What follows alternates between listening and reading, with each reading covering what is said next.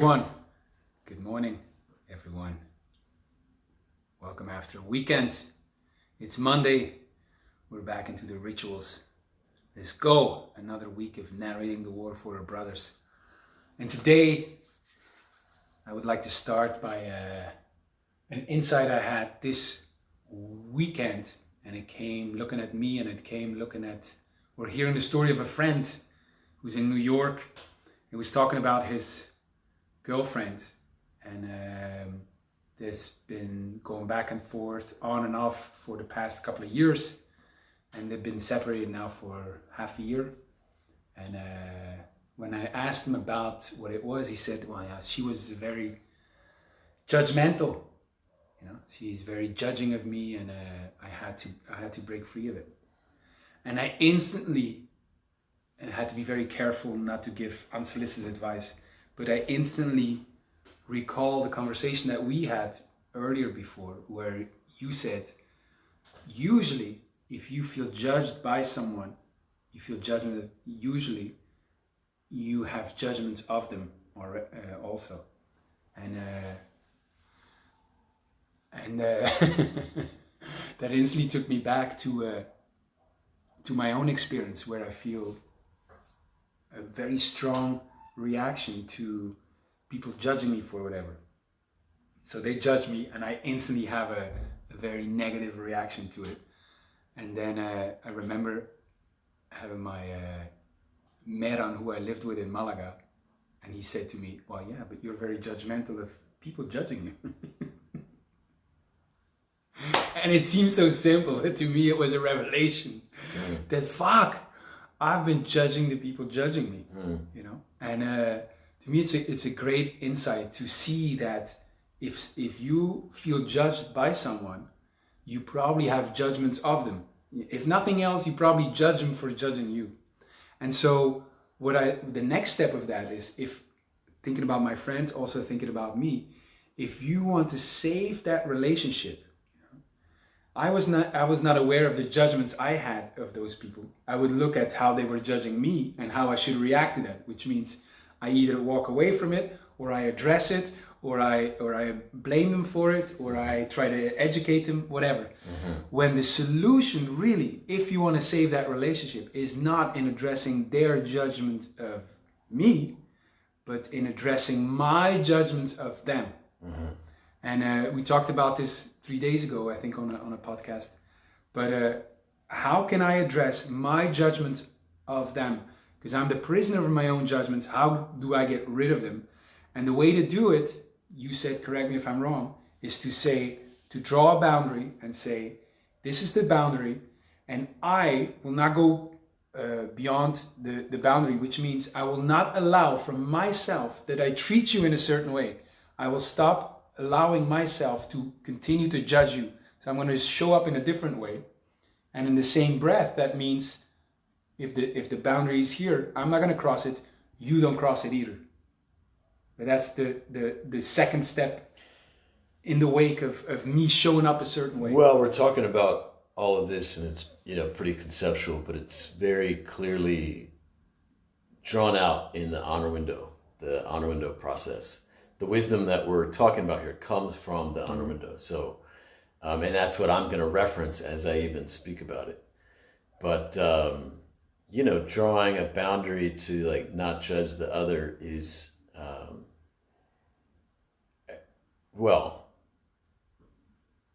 that can be a part of it. But,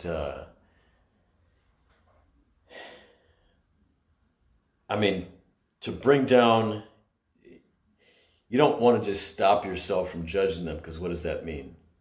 What does that mean, stop yourself from judging them? Don't speak your judgments of them. Don't feel your judgments of them. That's not so clear as far as the instruction.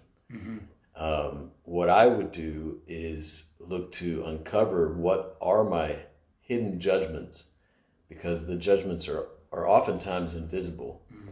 Some of them might be clear and verbal, but there might be a bunch there that are just, they're like neurologically there. They're like,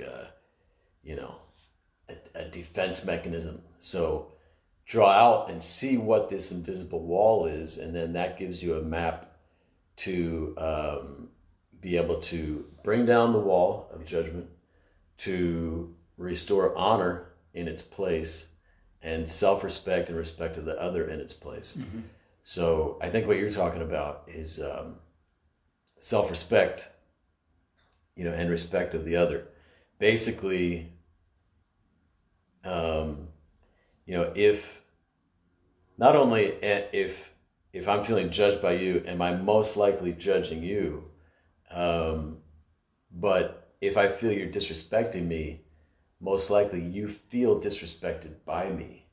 And so the first step to restore, well, I'm not going to say the first step, but one way to restore, to have the other person respect you more, is first to stop disrespecting them and make a barrier for yourself. Mm-hmm. This is how I'm not going to behave, because they feel disrespected by it. Does that make sense? Yes. And then at the same time, I'm also going to enforce boundaries of them not disrespecting me. And it's it may be a boundary that's invisible as well. But, a lot of our judgments come from a number of different things. One, if I feel you're disrespecting me or violating me in some way, I might not actually tell you to stop. I might not have a boundary there. So I might erect an invisible boundary of a judgment. Hans is like this. He's always kind of violating my space or whatever in this way. And then you can feel I'm judging you, and it just escalates. Whereas I could say, I don't like it when you do this, or I feel disrespected when you behave like this, something like this. So, judgments are often it's a less powerful way of defending your boundaries. It's in a way, it's non-inclusive. It's not communicated to the other. Yes. At least not verbally or... Doesn't give them a chance to win. Right. Doesn't give the relationship a chance to win. It's a very selfish way to Well, often it's about we learn this coping mechanism oftentimes when we're children, and we're in an environment where we don't feel we can speak our judgments. Right. I mean, speak it to our parents who might end up on the street. Right. So on and so forth. So we learn it as a coping mechanism. It's a defense mechanism. Like what I learned in my history when relationships go sour, to me the judgments were a way for me to cope with the pain of that relationship going sour. Like it was so great and it's going bad. I can't deal with it, so I'm gonna judge the other. Yes. So I have an explanation. So it's outside of me. Yeah, some of the pain is the guilt, is the realizing your role in making it go south. But if you can just judge the other, you can feel righteous about it going south. It's their fault, it's not mine. So it doesn't eliminate all the pain, but it does feel less painful and a bit more powerful to at least be like, they did it, they're wrong. But that's not going to solve the relationship. If you really want to solve the relationship, to me, the first step is that becoming aware, like you do in the honor window, the first quadrant, or is the second, I don't know. But to become really aware of your own judgments towards the other, like the practical way for me is this: I feel judged. Oh, now I know. If I feel judged, I probably have judgments of them. Now I have to do the work. Now instead of addressing that, I'm going to go do the work and become aware of my own judgments. Like, why aren't you going to address that with them? No, I'm not going to address their judgments of me. Why not? Because, it seems very close to blame. It seems... it's generally going to be completely ineffective. Yeah. Right? Because until anything that you try to do to make the relationship better, while they're feeling judged by you, you have no authority. Right. They do not feel that you're holding them in their heart. In fact, it just feels like a violation. The fact that you don't feel them at all, right? Yet you're trying to correct them in some way, right? It's like completely a violation of authority. Gottman from the Gottman Institute has a funny, well, the way he tells it is funny, is that you see a couple and they're blaming each other back and forth, and he says, what do we expect, that the other is going to say all of a sudden, well, thank you for pointing out what an asshole I was, I didn't see it, well, thank you, just, it's not going to happen. Yeah. It's not going to happen. The way you say it is, as long as they feel judged, they don't trust they don't take you as an authority. Yes. And there's a lot of nuance to this, which is why the whole honor window process is so powerful, and there's so much insight and wisdom in that process. But it's not enough to say, okay, well, I understand them, or I'm not judging them anymore. Yeah. Like, I'm not judging it. It's not a matter of if you have convinced yourself that you're not judging them anymore. Yes. Or that you believe that, or that you believe you understand them, you get them. The thing that matters is, do they still feel judged by you? And there's an even higher standard is, do they feel honored by you? Which is, that's getting into the realm of being able to make miracles happen. I talk, when you talk with people and you see this discussion, I've had it, you say, you point out the judgment. You say, you're judging me, or you're judging the other person. And then the reaction often is, no, I'm not judging.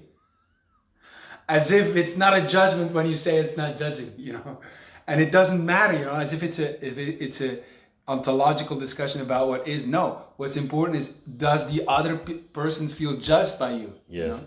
And so for me, the learning is this, become very aware of my own judgments. That's why the honor window is good. You write it down. When I saw that I was judging the people who were judging me, I'm like, what? Yes. That's so clearly now. Yes. Like, I am judging them.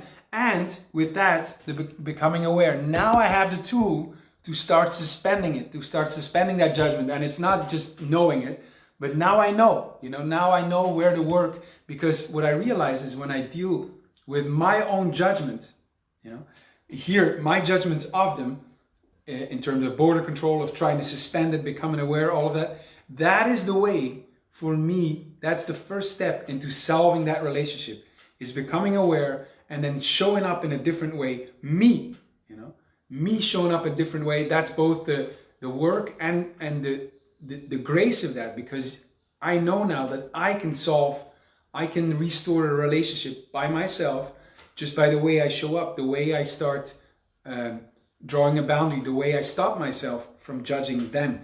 That's the solution, and not dealing with their judgments of me. That's, I feel, is the power of that. Yes. Well, also underlying the judgments is desire. Desire that you've not felt that you could speak, just like you didn't feel that you could defend your boundaries. Maybe you wanted more love from your mother, for example, and she didn't give it, and you couldn't say that you wanted it, but you just started judging her as mean or cold or whatever, and the judgments escalate from there. But underneath most of our judgments, there's an unspoken desire / need that's not being met. And so if we can, I titled this little Facebook Live here that your power is buried underneath your judgments. And, we talk about tezao all the time, but like the real feeling of what my real desire is, if I can feel that, if I can speak that, if I can act on that, I have real power to lead myself from within and to lead others, because it feels genuine. I'm really coming from my desire. So instead of bringing, or try to grapple with your judgments of them and bringing them in a way that would be accepted, what you're saying is, underneath the judgment, is also a desire. And if you can instead of coming from the judgment, try to communicate that. If you can come from that desire and express that, you have a lot more chance of of the other accepting that, of the other coming along with you, you have a lot more power in addressing that and bringing that to the world instead of the judgment. And even just in general, starting to speak your desire, rather than judging in the first place, just as a way of operating in the world. You do work with guys who, they're trying to get better with women and improve their relations, attract women, and so on and so forth. A lot of times what's completely buried is their self-expression, even their feeling of their desire. And they may be even judging themselves for their desire. The judgment thing is so ubiquitous. It's just like all over the place. And it's, underneath that is really so much power. The anger, right? From like feeling your boundaries being crossed, and then the which is like an impetus to stand up for yourself, that gets buried under judgment. The desire of what you really desire, that gets buried under judgment. And the honor that could be present, which is another great, powerful force, also gets suppressed and buried under the judgment walls. It's like there's so much authentic, beautiful power there that can be accessed. But with all of the layers of judgments against this person, that person, this person, mother, father, humanity, myself, whatever, it's a process that as the more that you do it, the more you grow in your authentic power. Let me, I want to integrate, mainly for me, it may sound conceptual, but it's very practical for me now, is this: when I feel judged by someone else, I most probably have judgments of them myself. And the way to solve that tension, that discord, is not in addressing their judgments of me by going away, by yelling out, by trying to change them, but in addressing my judgments of them.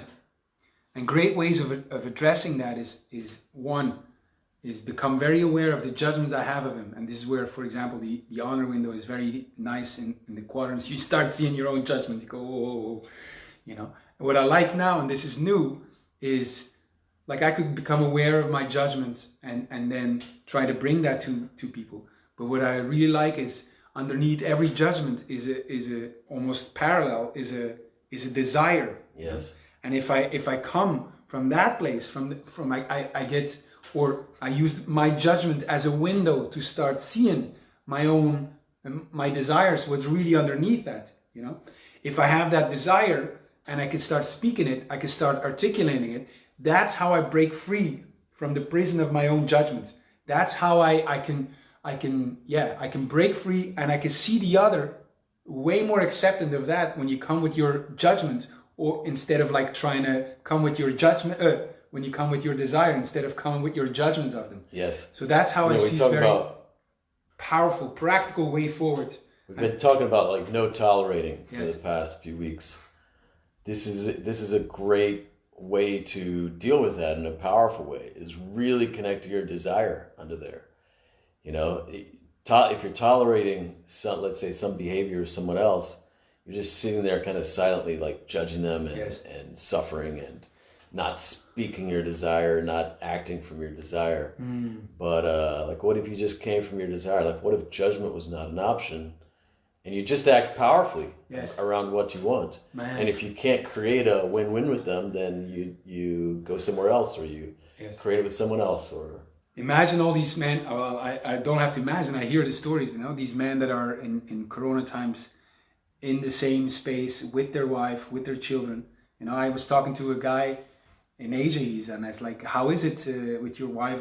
And he has a daughter also, and he says, "I'm becoming very good at tolerating the women in my life." And I'm like, wow. Tolerating, because we don't see the other way. And I really, like, this is for me, but I'm sure it's for the guys too. It's like when you feel judged, you're judging them. And the solution is not in addressing their judgment, but your own judgment. And probably what he feels proud about is that before he would just like lash out in judgment back at them, maybe fighting, bitching, moaning, complaining, whatever. And now he's keeping his mouth shut, but he's still got the judgments. Right. He's still suffering. You know, maybe it's not causing as many problems because he's containing it more. But a whole next level is... So not tolerating, when guys hear this first, is, and they think it's about saying, stop, not that anymore. And it is that. But the key of not tolerating, when we say don't tolerate anything, I'm not tolerating that. When we say don't tolerate anything, it means you don't tolerate yourself to continue to have judgments of them as well. You don't tolerate that. It's not tolerating. You know, no compromise, no tolerating, no limits. And there's a way more powerful way to show up by addressing your own judgments and see the parallel with desire and come with that, so you can create something that's a win-win for everyone involved. Hey, you could say not tolerating suffering. Not tolerating suffering. Yeah. If Buddhists say life is about suffering. But what if it's not? You know, does it have to be? you can have a win-win, depending on how many people you have in your family. So this is for all the people who are feeling the cabin fever, you know, feeling the judgment.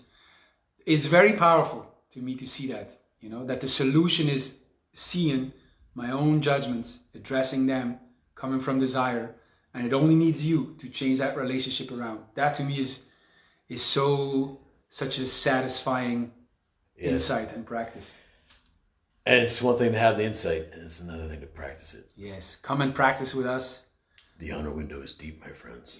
And powerful. See you tomorrow.